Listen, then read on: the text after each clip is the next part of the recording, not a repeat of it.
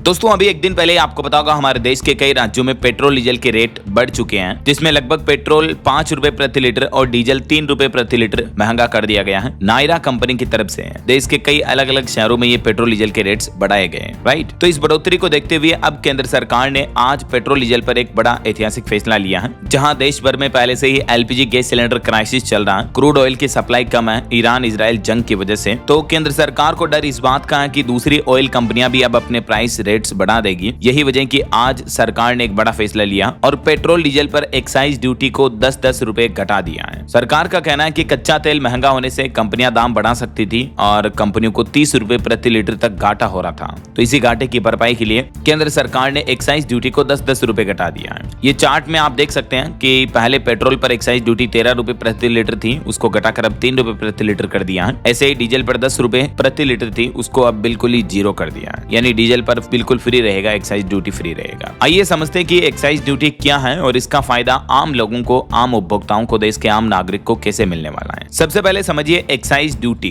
जिसे हिंदी में कहते हैं उत्पाद कर या उत्पाद शुल्क या उत्पाद टैक्स। केंद्र सरकार द्वारा भारत में ही उत्पादित, यानी जो चीजें हमारे ही देश में मैन्युफैक्चर्ड होती हैं, उन चीजों पर जो इनडायरेक्ट टैक्स लगाया जाता है, डायरेक्ट टैक्स नहीं होता, ये प्रत्यक्ष कर नहीं बल्कि अप्रत्यक्ष कर होता है, और इसी टैक्स को उत्पाद शुल्क या एक्साइज ड्यूटी कहा जाता है। यह टैक्स वस्तु के निर्माण या उत्पादन के समय लगता है, न कि बिक्री के समय, क्योंकि बिक्री के समय लगने वाला टैक्स तो अभी हमारे देश में जीएसटी के अंतर्गत आता है, गुड्स एंड सर्विस टैक्स में, राइट। लेकिन ये इनडायरेक्ट टैक्स एक्साइज ड्यूटी के रूप में जो लगाया जाता है, ये प्रोडक्शन के टाइम पर लगता है, और ये टैक्स मुख्य रूप से पेट्रोल डीजल और शराब जैसी वस्तुओं पर ही लगाया जाता है सरकार द्वारा। तो एक्साइज टैक्स की खास बात ये होती है कि ये हमारे देश के भीतर बनने वाले सामानों पर लगाया जाता है। जैसे बाहर से जो हम सामान मंगाते हैं, इंपोर्ट एक्सपोर्ट करते हैं, तो उन पर तो इंपोर्ट ड्यूटी, एक्सपोर्ट ड्यूटी वगैरह ये लगती है, राइट। तो यहाँ पर पेट्रोल का ही एक एग्जाम्पल दिया हुआ है। मान लीजिए किसी रिफाइनरी से 50 रुपए का पेट्रोल निकलता है, सरकार उस पर 20 रुपए एक्साइज ड्यूटी लगाती है, तो पेट्रोल की शुरुआती लागत कंपनी के लिए 70 रुपए हो जाती है। उसके बाद फिर उसमें डीलर कमीशन, वेट टैक्स वगैरह अन्य जोड़ने के बाद फिर ग्राहक को कंपनी कितने में बेचेगी, अपना मार्जिन रखेगी तो ऑलमोस्ट 100 रुपए के लगभग बेचेगी। तो ये एक्साइज ड्यूटी अगर स्टार्टिंग में ही कम होगी, तो मान लीजिए 20 की जगह 10 होती, तो कंपनी की लागत 50 के बजाय 60 रुपए आती है, तो ग्राहक को भी कंपनी सस्ते में पेट्रोल डीजल दे पाती। ऐसा समझ रहे हो ना एग्जाम्पल से। तो अब सवाल ये कि क्या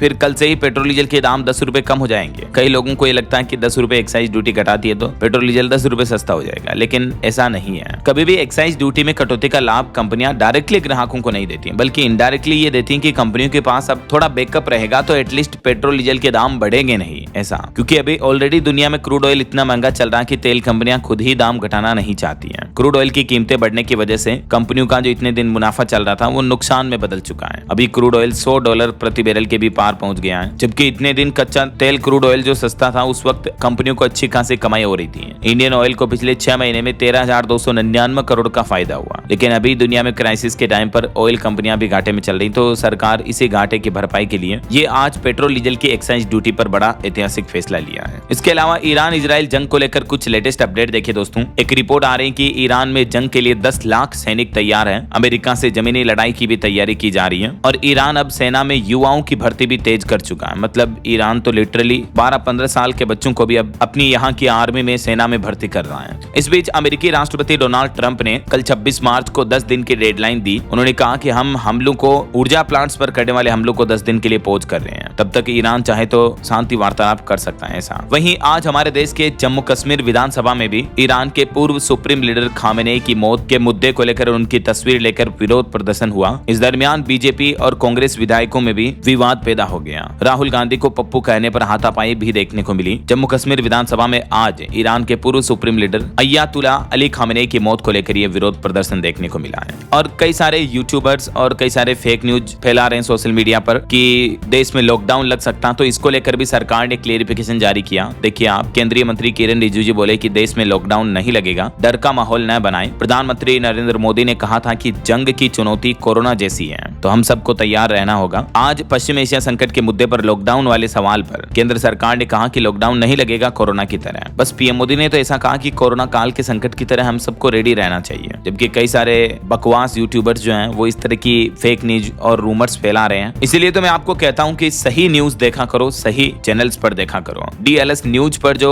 कोई भी खबर आती है वो 100% ऑथेंटिक मिलती है आपको, समझ रहे हो। और वही खबर है, प्रधानमंत्री नरेंद्र मोदी ईरान जंग के मुद्दे पर भी आज देश के मुख्यमंत्रियों के साथ बातचीत करेंगे। संसद में उन्होंने कहा था कि आने वाला समय हमारी कोरोना जैसी परीक्षा लेगा, तो हम सबको पहले से ही तैयार रहना होगा। देखते हैं इस बैठक में ऑनलाइन चर्चा में क्या कुछ फैसले लिए जाते हैं। इस पर भी आगे जो भी अपडेट आएंगे मैं आपको बता दूंगा। और वहीं दोस्तों, आज उत्तर प्रदेश अयोध्या में रामलला का सूर्य तिलक भी किया गया। ये अद्भुत तस्वीरें आप भी देख लीजिए। इन तस्वीरों को देखकर दिल मन प्रसन्न हो जाएगा, आप भी धन्य हो जाओगे। रामलला का सूर्य तिलक किया गया। तकरीबन 9 मिनट तक ललाट पर पड़ी किरणें, पंचामृत से उनका अभिषेक किया गया, स्वर्ण जड़ित पीतांबर उनको पहनाया गया। अयोध्या में 10 लाख से ज्यादा श्रद्धालु पहुंचे हैं। तो कुछ यूं आज बड़ी ही धूमधाम से उत्तर प्रदेश अयोध्या में प्रभु श्री रामलला का जन्म दिवस मनाया जा रहा है। रामलला के सूर्य तिलक के दौरान भगवान के ललाट पर तकरीबन 9 मिनट नीली किरणें पड़ी। ये डायरेक्टली सूर्य की रोशनी होती है। प्रधानमंत्री नरेंद्र मोदी ने भी टीवी पर रामलला का सूर्य तिलक का कार्यक्रम लाइव देखा। वहीं सूर्य तिलक से पहले रामलला की विशेष पूजा अर्चना भी की गई, फिर उन्हें ड्रेस वगैरह पहनाई गई। ये तस्वीरें आप देख सकते हैं। तो घर बैठे ही आप भी दर्शन कर लीजिए। और इसी के साथ ही इस वीडियो के नीचे कमेंट बॉक्स में हैप्पी बर्थडे जय श्री राम जरूर लिख दीजिएगा। बाकी इस वीडियो को लाइक और शेयर करना, DLS न्यूज चैनल को सब्सक्राइब करके